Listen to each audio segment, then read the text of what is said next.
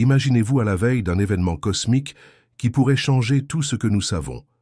Un grand tremblement de terre, le soleil noirci comme la nuit, la lune transformée en sang et les étoiles tombant du ciel. Ce n'est pas seulement une histoire d'un passé lointain. C'est un aperçu de ce que l'Apocalypse décrit comme l'ouverture du 6e sceau, et il est peut-être plus proche que nous ne le pensons. Mais voici la question intrigante. Qu'est-ce que cela signifie pour nous aujourd'hui? La réponse est profonde. Ce moment signale un appel aux croyants à se préparer et à rester fermes, alors que les signes se dévoilent autour de nous. Alors rejoignez-moi dans ce voyage, alors que nous découvrons les signes, et rappelez-vous que votre foi peut être un phare en ces temps tumultueux. N'oubliez pas de vous abonner, et dites-nous dans les commentaires d'où vous venez ou quel miracle Jésus a fait dans votre vie. Que Jésus vous bénisse, et rappelez-vous qu'il est toujours avec vous. Dans le dévoilement silencieux et puissant du 6e sceau tel que décrit dans Apocalypse 6, 12-14, un bouleversement cosmique intense et stupéfiant est décrit. Le texte décrit comment, en ce moment, la Terre est violemment secouée par un événement sismique colossal, un grand tremblement de terre qui se répercute dans tous les recoins de la création. Il ne s'agit pas d'une secousse localisée, mais plutôt d'une intervention cataclysmique, où la stabilité physique de la Terre elle-même tremble sous l'influence divine. Le Soleil, ce corps céleste constant qui régit les jours et les nuits depuis l'aube de la création, se transforme soudainement et devient noir comme un sac en poil de chèvre, un matériau connu pour son obscurité profonde et mate. C'est comme si la lumière du monde s'éteignait en un instant, projetant toute l'humanité dans une ombre inébranlable. Ces ténèbres célestes représentent bien plus qu'une simple éclipse naturelle. C'est un présage, un signe de mécontentement divin et de jugement imminent. Ensuite, nous voyons la lune devenir comme du sang. Imaginez cette teinte rouge profonde et troublante, colorant la douce luminescence habituelle de la lune. La lune rouge sang fait écho au thème du symbolisme sacrificiel, rappelant aux croyants l'expiation et le coût de la transgression. Cette sinistre transformation évoque une réponse émotionnelle qui puise dans les peurs humaines innées et la crainte des forces cosmiques inconnues en jeu. De plus, le passage décrit des étoiles tombant sur la terre comme des figues secouées, d'un figuier par un vent violent. Les étoiles, ces marqueurs éternels des cieux considérés comme des symboles de constance et de navigation, pleuvent dans une vision apparemment apocalyptique. Cette perturbation des corps célestes souligne un profond désarroi, signalant une rupture dans l'ordre naturel et divin. C'est comme si le cosmos lui-même gémissait, témoignant du changement sismique reliant l'existence mortelle et le royaume divin. L'ouverture du 6e sceau marque une transition des perturbations terrestres au bouleversement cosmique divin. Cet événement ne doit pas être interprété à tort comme une simple imagerie métaphorique. Il est plutôt décrit comme une série de perturbations divines réelles avec de profondes implications théologiques. Ces signes sont un signe avant-coureur de l'intervention directe de Dieu dans l'histoire humaine. Ils illustrent la souveraineté ultime du Créateur sur la création, nous rappelant que l'univers tel que nous le connaissons est fermement sous son emprise. Dans ce passage, le passage des perturbations terrestres aux perturbations cosmiques en dit long sur l'arc narratif de l'Apocalypse. Les épidémies, les famines et les guerres des premiers sceaux concernaient un chaos provoqué par l'homme ou des répercussions naturelles. Cependant, les signes cosmiques sous le 6e sceau mettent l'accent sur un ordre d'événements différents, un acte divin délibéré perturbant les cieux et la terre. Aussi fascinantes que soient ces descriptions cosmiques, elles véhiculent une existence réelle, liée par la volonté divine. Chaque élément, le tremblement de terre, le soleil noirci, la lune rouge sang et les étoiles tombées, est entrelacé avec le thème de l'avertissement et de la révélation, éveillant en nous un respect sobre pour le récit divin. Ces phénomènes cosmiques sont des communications directes de Dieu, des signes qui non seulement exigent de l'attention, mais nécessitent une réponse. L'interprétation reconnaît que les croyants et les érudits se demandent si ces signes symbolisent des vérités spirituelles plus profondes ou doivent être perçus littéralement. Pourtant, il est essentiel de réfléchir à ce que ces signes signifient pour nous personnellement dans nos voyages spirituels. Invoquant-ils un sentiment de repentance, de foi ou de respect? Sont-ils des rappels de l'imprévisibilité, de la vie et de la nature critique de vivre dans la préparation, engagés à rechercher et à s'aligner sur les desseins de Dieu? Alors que la saga de l'Apocalypse se déroule, ces visions terrifiantes de bouleversements célestes soulignent une transition cruciale. Le monde tel que nous le connaissons, lié par les lois physiques et les ambitions terrestres, doit compter avec la puissance écrasante du divin, une puissance qui transcende la compréhension humaine et oblige à se tourner vers le Dieu vivant, entre les mains duquel repose l'ordre du cosmos. Pour le croyant, ces visions cosmiques appellent à une introspection du cœur, une invitation divine à réfléchir sur notre position dans le récit éternel et plus vaste. Alors que les premiers sceaux nous invitent à considérer les événements terrestres et les réponses humaines, le sixième sceau nous met au défi à une plus grande échelle, examiner notre place dans l'ordre divin global et le plan eschatologique de Dieu. La peur et l'admiration provoquées par ces vérités ne visent pas à nous éloigner mais plutôt à nous entraîner plus profondément dans le mystère, la sécurité et la justice que l'on trouve uniquement en Dieu. En contemplant ces mystères cosmiques, cherchons à comprendre non seulement avec notre esprit, mais à travers un cœur priant et un esprit bien disposé, demandant la sagesse pour discerner les saisons et les signes des temps dans lesquels nous vivons, toujours attentifs aux récits divins qui gouvernent toutes choses. Le livre de l'Apocalypse dresse un tableau extraordinaire de la tourmente céleste qui signifie un changement profond et une intervention divine. Les échos de ces phénomènes célestes résonnent dans toute l'Écriture, notamment illustrés dans des passages tels que Joël 2, 31, Matthieu 24, 29 et Ésaïe 34, 4. Dans l'Apocalypse, de tels événements astronomiques servent de précurseurs, marquant la transition du temps profane au règne imminent de la justice divine. En ouvrant ce chapitre, nous plongeons dans les profondeurs de ces signes cosmiques, explorant comment ils anticipent des changements monumentaux dans les domaines spirituels et physiques. Une tapisserie unique s'étend à travers les Écritures, reliant les bouleversements du cosmos au récit spirituel de l'humanité. Joël 2, 31 illustre cela avec des images saisissantes. Le soleil se transforme en ténèbres et la lune en sang avant l'arrivée du grand et terrible jour du Seigneur. De telles descriptions ne sont pas des incidents isolés, mais font partie d'un motif biblique mettant en avant les signes célestes comme annonce de l'action imminente de Dieu.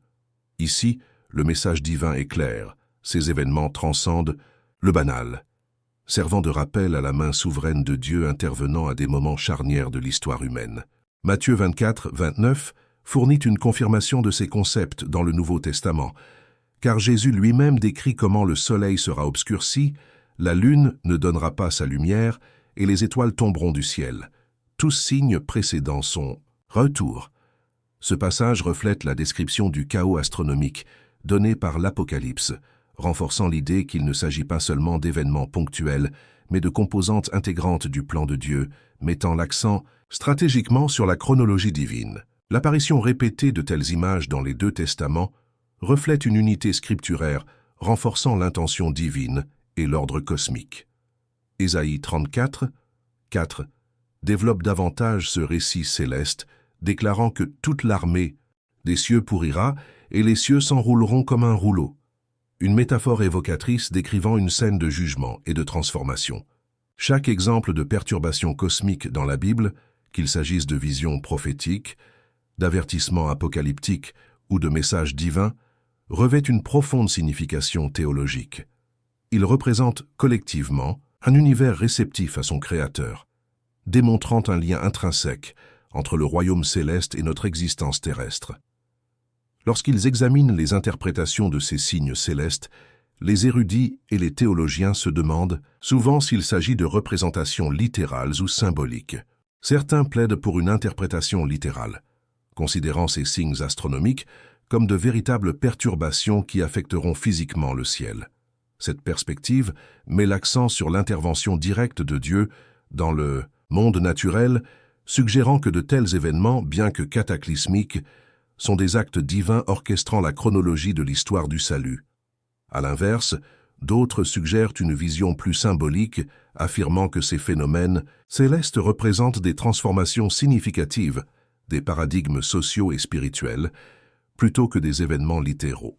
Dans cette interprétation, le soleil, la lune et les étoiles peuvent symboliser des pouvoirs gouvernants, des dirigeants influents ou même des forces spirituelles, leur perturbation indiquant l'effondrement des ordres anciens et la naissance de quelque chose de transformateur sous l'influence divine. Cette approche symbolique met en évidence une lecture plus large de ces écritures, en se concentrant sur le bouleversement spirituel et le renouveau plutôt que sur les changements cosmologiques littéraux. Certains chercheurs proposent une perspective intégrative, mêlant interprétation littérale et symbolique. Ils suggèrent que, même si ces signes célestes peuvent se manifester physiquement, leur fonction première est de symboliser des bouleversements importants, servant de métaphore aux expressions tangibles.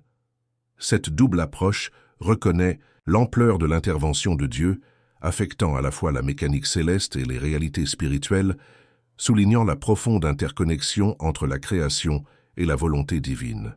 La vérité essentielle est incontestable. Ces événements cosmiques signalent des actions divines cruciales, quel que soit leur prisme d'interprétation. Tout au long de la Bible, les signes célestes manifestent l'autorité de Dieu et renforcent ses promesses. En embrassant la richesse de ces récits au sein de l'Apocalypse et de leurs homologues prophétiques, nous comprenons à quel point les corps célestes servent d'instruments à Dieu, annonçant le changement, le jugement et, finalement, l'accomplissement de son plan divin. En explorant ces signes célestes, nous sommes invités à réfléchir sur leur pertinence aujourd'hui. Qu'ils prédisent des événements physiques cosmiques ou symbolisent des changements spirituels, ils nous mettent au défi de discerner comment nous nous alignons sur le récit ultime du royaume de Dieu, au milieu du chaos céleste. Tel que décrit dans l'Apocalypse et repris ailleurs dans l'Écriture, nous nous souvenons de la promesse éternelle, une convergence du dessein divin, où la lumière émerge finalement des ténèbres, annoncée par des phénomènes célestes, transcendant leurs interprétations symboliques et littérales, guidant le peuple de Dieu vers l'accomplissement de la vérité divine. Dans les recoins obscurs de la prophétie biblique, l'entrelacement des catastrophes naturelles et des jugements surnaturels constitue un thème récurrent. Pour beaucoup, les images apocalyptiques, peintes dans le livre de l'Apocalypse, soulèvent une question. Ces événements calamiteux sont-ils de simples phénomènes naturels ou servent-ils de manifestation d'un châtiment divin? La distinction et le pont qui existe entre ces interprétations nous conduisent souvent dans les profondeurs de la science et des Écritures, révélant des couches d'intention et de but qui palpitent sous la surface du monde observable. À l'ère moderne, lorsque nous sommes témoins de la puissance impressionnante de la nature, une éclipse solaire massive projetant un crépuscule étrange sur la Terre ou une tempête de météores flamboyant dans le ciel nocturne, il est naturel de chercher des explications qui réconcilient ces événements avec notre compréhension de l'univers. La science fournit un cadre pour interpréter de tels phénomènes, proposant des calculs de mécanique céleste et des récits de coïncidences cosmiques. Cependant, au-delà de ces interprétations naturalistes, il existe une dimension qui s'adresse au cœur de l'intention divine, un message ancré dans le fonctionnement du cosmos lui-même. La Bible, en particulier dans l'Apocalypse, considère ces signes non pas comme des événements aléatoires, mais comme des instruments du discours céleste. Ils sont soigneusement intégrés à la communication de Dieu avec l'humanité, servant à la fois de témoignage de sa puissance et d'appel à tenir compte de ses avertissements. Dans l'Apocalypse, l'ouverture du 6e sceau est emblématique de cette interaction. Le soleil devient noir comme un sac de cheveux, la lune devient comme du sang, et les étoiles tombent sur la terre. Une chorégraphie céleste qui défie la simple coïncidence et nous invite à considérer le récit divin qui la sous-tend.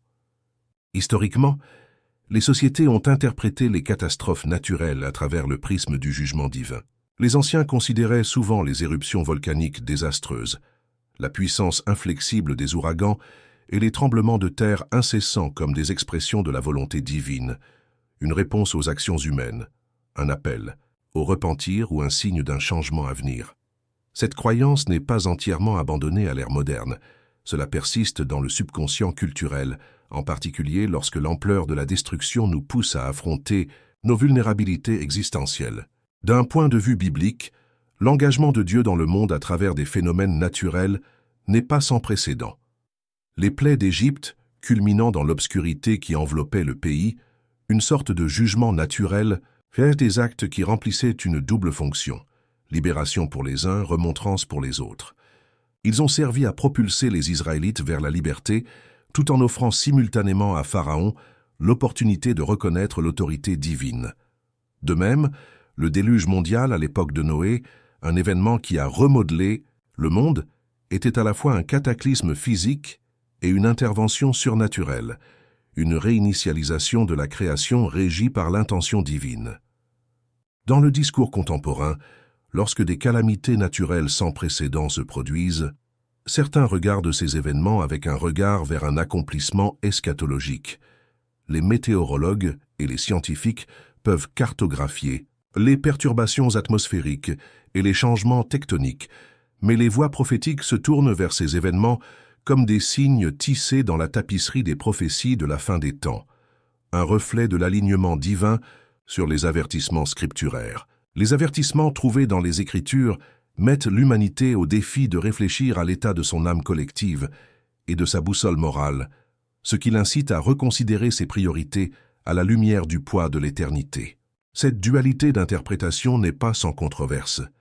Les sceptiques soutiennent qu'attribuer les phénomènes naturels à une orchestration divine rejette les progrès scientifiques qui clarifient les mécanismes derrière de tels événements. Pourtant, les croyants trouvent réconfort et sens dans la perception d'un récit divin selon lequel le chaos cache un objectif ordonné, une charge sacrée pour que l'humanité reconnaisse sa place dans le dessein de Dieu.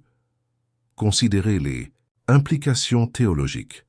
Dans les paysages apocalyptiques façonnés par l'Apocalypse, nous voyons des échos de la justice divine, une justice qui équilibre la miséricorde et le jugement. Lorsque la terre tremble et que le ciel s'embrase, l'humanité est invitée à considérer cela comme un reflet de la réalité spirituelle autant que comme un bouleversement physique. C'est un appel à s'éveiller et à répondre, à chercher, refuge non seulement au sens physique mais spirituellement, en s'alignant sur la volonté divine. À mesure que le récit de l'Apocalypse se déroule dans le cadre plus large de la littérature biblique, ces événements naturels annoncent systématiquement des vérités et des réalités spirituelles plus profondes. Ils soulignent un message d'urgence, une incitation au repentir et à la réflexion. Cette dualité présente un paradoxe qui repose au cœur de l'étude eschatologique. L'inséparabilité du naturel du surnaturel, du scientifique du divin et du désastreux, du Rédempteur. En fin de compte, qu'il soit interprété comme un murmure d'avertissement dans le scénario de l'histoire ou comme de vifs précurseurs des jours à venir, les événements décrits dans l'Apocalypse nous obligent à écouter attentivement, à regarder vers le haut et vers l'intérieur, à la recherche du divin au milieu du désarroi. En reliant les catastrophes naturelles aux notions de jugement surnaturel, nous sommes conduits à une compréhension plus profonde du caractère de Dieu, celui qui règne suprêmement sur le visible et l'invisible, orchestrant un récit qui rappelle toute la création à lui-même. En analysant Apocalypse 6, 15 à 17, nous nous trouvons entraînés dans une scène à la fois captivante et qui donne à réfléchir, car ces versets éclairent la réponse viscérale de l'humanité à l'ouverture du 6e sceau. Ici, se déroule un récit dans lequel tous les échelons de la société, des rois les plus puissants aux paysans les plus humbles, sont plongés dans une panique collective, cherchant refuge dans le refuge le plus primitif, les grottes et les rochers. Cette image est à la fois symbolique et littérale, décrivant la peur innée de l'humanité lorsqu'elle est confrontée à une vérité divine incontournable. Le texte dresse un tableau intense, où la fierté humaine, les structures sociétales et le pouvoir terrestre sont détruits sous le poids du jugement divin. Ce nivellement de la stature de l'humanité sous un décret céleste révèle beaucoup de choses sur la nature humaine, exposant nos vulnérabilités et la fragilité, de l'orgueil dans lequel nous nous enveloppons souvent. Face à la nature absolue de la volonté divine, toutes les distinctions de l'humanité se dissolvent. Malgré l'universalité de la peur représentée, il reste une note frappante de déni. L'instinct de chercher du réconfort dans les grottes et sous les rochers est révélateur de la tentative désespérée de la nature humaine de se préserver, même lorsqu'elle est confrontée à l'inévitable. Le refus de se repentir, alors même que la terre elle-même gémit sous le jugement, souligne un profond déni spirituel, un aveuglement volontaire peut-être, qui refuse de voir le visage même de la justice descendre sur eux. Cette scène contraste fortement avec les événements naturels et surnaturels mentionnés dans le chapitre précédent, soulignant la tendance humaine à rationaliser ou à expliquer l'inexplicable. Alors que les discussions antérieures peuvent mettre en évidence des tentatives visant à attribuer des causes naturelles aux actions divines, ce que nous constatons ici est une incapacité à nier la réalité spirituelle qui pique l'âme. Cela rappelle l'avertissement obsédant selon lequel tout ne peut pas être compris de manière globale par le simple scientisme ou la pensée rationnelle. Au lieu de cela, ces versets illustrent une peur profondément ancrée qui reconnaît que quelque chose de plus grand que l'humanité est en jeu, mais choisit de ne pas y céder. Tout au long de l'histoire, des poches de peur et de déni ont fait surface, mais pas de manière aussi dramatique que celle décrite dans l'Apocalypse. Face à des crises mondiales ou à des exigences morales, l'humanité se tourne souvent vers ces deux piliers de la réponse émotionnelle. Nous construisons des forteresses de rationalisation sur le progrès et la force, alors que les crises spirituelles restent largement ignorées. Il semble que depuis que les humains existent, il y a eu une tendance à tourner notre visage vers les murs que nous avons construits, plutôt que d'affronter ce qui se trouve au-delà, ce qui exige une transformation ou un repentir. Pourtant, Apocalypse 6, 15, 17 est bien plus qu'un récit sur la peur. C'est un miroir tendu à l'humanité, défiant les croyants comme les non-croyants. Cela nous confronte au paradoxe de l'orgueil humain et de la susceptibilité spirituelle. En période de détresse aiguë, notre premier instinct peut être la fuite plutôt que la foi. Il y a ici une réflexion nécessaire. Comment réagissons-nous personnellement lorsque des vérités divinement ordonnées nous regardent en face? Sommes-nous prompts à nous tourner vers des refuges creux ou faisons-nous une pause pour nous introspecter et nous aligner plus étroitement avec le divin? Cela contraste fortement avec la contemplation du chapitre suivant, qui explorera la manière dont l'Église est appelée à répondre, en encourageant un esprit de vigilance et de fidélité inébranlable, en soulignant que la préparation spirituelle doit transcender la peur. Cela suggère qu'il existe une alternative aux grottes du déni, l'abri d'une conviction et d'un courage fougueux, mis en évidence par les Écritures, qui élèvent et exhortent les croyants à rester imperturbables. L'appel à l'action, dans Apocalypse 6, 15, 17, est implicite mais incontournable.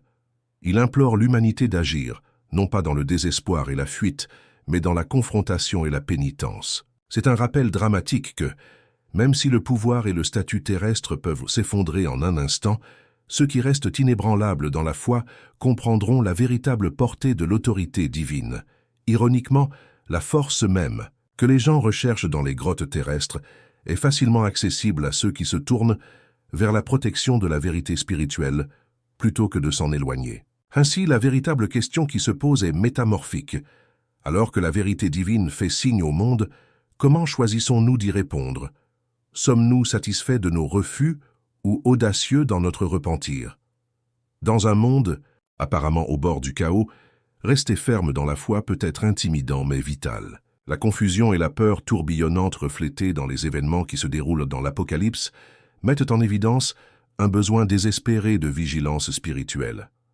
Alors que nous explorons la façon dont l'Église devrait réagir en se tenant fermement quand le ciel semble tomber, nous nous souvenons des paroles rassurantes de Luc 21, 28. Maintenant, quand ces choses commenceront à arriver, levez les yeux et relevez la tête, car votre rédemption approche. Dans ces mots se trouve un commandement de rester ferme, plein d'espoir et spirituellement éveillé. En tant que croyants, nous avons un appel à résister à la marée de la peur du monde et à nous ancrer dans la vérité de la parole de Dieu. Hébreux 12, 27-28 le souligne magnifiquement. Or, ceci, encore une fois, indique la suppression des choses qui sont ébranlées, comme des choses qui sont faites, afin que les choses qui ne peuvent être ébranlées subsistent. Notre fondation doit être enracinée dans le royaume inébranlable de Dieu. Pour renforcer notre préparation spirituelle, il est essentiel d'adopter des mesures pratiques qui garantissent notre préparation. Nous commençons par un engagement à vivre dans la sainteté. La sainteté n'est pas seulement un état de pureté morale, mais une mise à part délibérée, un dévouement à vivre selon les intentions de Dieu, reflétant son caractère dans notre vie quotidienne. Cela implique un renouvellement constant de notre cœur et de notre esprit, en alignant nos valeurs et nos actions sur les enseignements de l'Écriture. Il est tout aussi crucial de rester enraciné dans les Écritures. La Bible est notre arme principale contre la désolation spirituelle, offrant sagesse, réconfort et conseil. Grâce à une étude assidue et à la méditation de la parole de Dieu, nous sommes dotés de vérités qui nous ancrent même lorsque le monde s'effondre autour de nous. Le psaume 119, 505 fait écho à ceci. « Ta parole est une lampe à mes pieds et une lumière sur mon sentier. » Il fournit un éclairage offrant de la clarté dans les moments d'obscurité. De plus, proclamer avec audace la vérité est un acte de foi puissant. Dans un monde souvent caractérisé par la peur et le déni, dire la vérité divine devient une lueur d'espoir et de clarté. Il ne s'agit pas seulement de déclarations vocales, mais aussi de vivre la vérité d'une manière qui démontre l'amour, la justice et les promesses de Dieu. Nos vies deviennent des témoignages qui contrecarrent la peur par la foi, le découragement par l'espoir et l'amertume par l'amour. Maintenir la vigilance spirituelle nécessite la vigilance illustrée dans la parabole des 10 vierges dans Matthieu 25. Les vierges sages, préparées avec leurs lampes à huile, reflètent la disponibilité et l'anticipation que nous devrions incarner. Cette parabole enseigne l'importance d'être toujours préparé au retour du Christ, en vivant chaque jour non par peur de l'inconnu, mais dans l'attente impatiente de sa seconde venue. Un aspect essentiel pour rester ferme est de cultiver une vie de prière. La prière nous maintient attachés au divin, encourageant un dialogue continu avec Dieu qui nourrit nos âmes.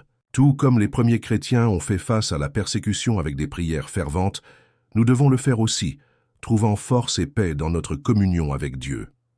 Éphésiens 6, 18 nous enseigne « Et priez par l'Esprit, en toutes occasions, avec toutes sortes de prières et de requêtes. » Que ce soit en temps de paix ou de tribulation, la prière est un pilier inébranlable qui soutient notre chemin de foi. La communauté joue un rôle essentiel dans notre endurance. Nous ne sommes pas appelés à cheminer seuls, mais à nous renforcer et à nous soutenir les uns les autres. Construire et entretenir des relations au sein d'une communauté confessionnelle apporte responsabilité, encouragement et amour. Ensemble, nous formons une forteresse spirituelle contre les pièges de la peur et du doute qui cherchent à affaiblir notre détermination. Enfin, au milieu du chaos, restons concentrés sur l'Éternel. Même si les événements terrestres peuvent sembler accablants, ces luttes temporelles sont éphémères, comparées à la joie éternelle qui nous attend. Garder nos yeux sur Christ, l'auteur et le perfectionneur de notre foi, garantit que, même lorsque le ciel semble tomber, nos cœurs restent fermement ancrés dans ses promesses. Cette préparation spirituelle ne concerne pas seulement la survie, mais aussi l'épanouissement dans la grâce et la paix que seul Dieu peut fournir. Alors que nous restons fermes au milieu des tempêtes de la vie, alimentés par sa force et guidés par sa parole, non seulement nous nous préparons, mais nous devenons également des phares d'espoir pour un monde en quête de lumière au milieu des ténèbres. Grâce à la foi, à la sainteté, à la dévotion aux Écritures, à la proclamation de la vérité, à la prière, à la communauté et à une vision éternelle, l'Église demeure résiliente et courageuse lorsqu'il semble que le ciel nous tombe sur la tête. Alors que la tapisserie de notre récit en cours atteint son point culminant poignant, un appel résonne dans les couloirs de l'éternité, un appel résonnant incarné dans la vision du 6e sceau. Cette vision n'est pas simplement une prédiction apocalyptique, c'est une sonnette d'alarme divine, orchestrant un appel urgent à la conscience alors que les derniers moments tumultueux de cet âge approchent comme une tempête qui se prépare. Pour ceux qui ont des yeux pour voir et des oreilles pour entendre, il ne s'agit pas de simples prophéties de malheur, mais des héros d'une plus grande rédemption, gravés dans les annales du temps par la main du Tout-Puissant. La révélation du 6e sceau constitue un rappel frappant des événements cataclysmiques qui ébranleront l'existence humaine dans ses fondements. Avec les images d'un grand tremblement de terre et d'un bouleversement céleste, le sceau dévoile un spectacle d'intervention divine, signalant la fin d'une époque et l'aube imminente d'une autre. C'est la révélation de ces profonds mystères, annoncés dans l'Apocalypse et reflétés dans les Écritures, qui entrelacent l'espérance et l'anticipation pour les fidèles. Mais pourquoi ces phénomènes célestes signalent-ils l'urgence? Imaginez le déploiement de ces mystères divins non pas comme un destin inéluctable, mais comme une opportunité divine destinée à réveiller les dormeurs de leur stupeur spirituelle. Les événements déconcertants du 6e sont non seulement d'une ampleur catastrophique, mais aussi un appel cosmique qui attire l'attention de l'humanité. Il invite chacun à regarder au-delà du voile du chaos et à discerner la symphonie de la rédemption orchestrée par Dieu lui-même. Dans ce récit qui se déroule, seuls ceux spirituellement éveillés discerneront les avertissements gravés dans ces signes terrifiants. Alors que le soleil est masqué et que les étoiles tombent comme des perles non attachées, le cœur, en harmonie avec la vérité divine, reconnaît un appel plus profond à la sobriété spirituelle, un besoin de se préparer, de rester ferme et inflexible alors que la terre tremble sous les pieds changeants. Les anciens prophètes prévoyaient cette ultime convergence du ciel et de la terre, un sommet où la justice divine rencontre la rébellion terrestre, élaborant un récit pointant vers le triomphe de la grâce sur le péché. Les paroles d'Isaïe résonnent à travers les siècles. Levez les yeux vers les cieux et regardez la terre en bas. Car les cieux disparaîtront comme la fumée, et la terre vieillira comme un vêtement, et ceux qui l'habitent mourront pareillement. Mais mon salut sera éternel, et ma justice ne sera pas abolie. Ésaïe 51, 6. Son message est clair. Les destructions annoncées ne sont pas des fins en soi, mais des tournants ramenant la création à son Créateur. Ainsi, alors que le ciel semble tomber, la posture des fidèles ne doit pas être celle de la peur, mais de l'anticipation, enracinée dans les promesses inébranlables de l'Écriture. Cela fait écho à l'exhortation trouvée dans Luc 21, où il est demandé aux croyants de « lever les yeux et de relever la tête, car votre rédemption approche ». Il parle d'un espoir qui traverse la nuit la plus sombre, faisant naître l'endurance dans le cœur de ceux qui exploitent leur espoir dans le rocher immuable. Ces jugements imminents, bien que sévères, ne sont que des coups de pinceau complexes dans le chef-d'œuvre de la rédemption. Ce sont des panneaux indiquant la proximité du roi, insufflant l'urgence du besoin de vigilance et de préparation. La parabole des 10 vierges enseignée par Jésus dans Matthieu 25 trouve ici son parallèle frappant, invitant chacun à être sage, vigilant et équipé de l'huile de la foi, en veillant à ce que les lampes restent allumées en prévision du retour de l'époux. Rester spirituellement vigilant, c'est se tenir joyeusement résolu au milieu d'une agitation effrayante, assuré du point culminant victorieux de l'histoire par Dieu. Alors que le ciel se prépare à reconquérir la terre dans le dévoilement de la rédemption et de la justice, ce chapitre de l'histoire cosmique est un appel intime au cœur et à l'esprit de l'humanité. Cela brise la complaisance, en faisant prendre conscience que la condition spirituelle de chacun n'est pas isolée du grand récit en jeu. Le royaume céleste, la cour céleste et la myriade de foules se tiennent en équilibre, attendant la réponse de l'humanité à cette interruption divine. L'encouragement est donc pour chaque individu d'entreprendre une réflexion sérieuse en pesant les signes de notre époque par rapport aux vérités éclairées par les Écritures. Reconnaître cela comme une opportunité, non seulement pour se préparer au trouble, mais pour participer à un plan divinement orchestré menant au renouveau. Le chemin tracé par la foi reste inébranlable, même lorsque le monde connu s'effondre. Laissez donc l'appel à la conscience résonner en vous, transformant les cœurs pour refléter l'image divine, annonçant le retour du roi.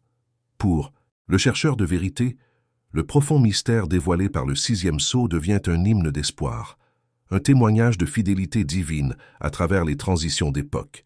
Les yeux éveillés et les âmes ravivées verront sûrement, au milieu du démantèlement des choses temporelles, le dévoilement glorieux du roi de l'éternité, restaurant toutes choses à nouveau.